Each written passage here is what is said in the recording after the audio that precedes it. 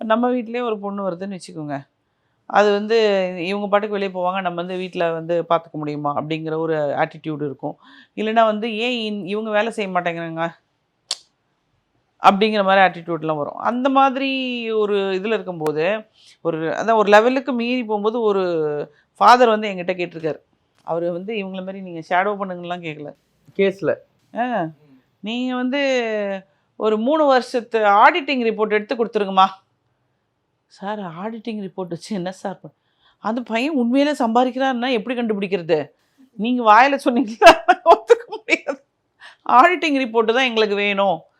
So இந்த அளவுக்கு போயிடுச்சு. அப்போ இந்த பொண்ணுங்க இப்படி ஒரு கிரைட்டீரியாவா நான் சும்மா ஒரு 4 தான் சொல்லியிருக்கேன்னு நினைக்கிறேன்.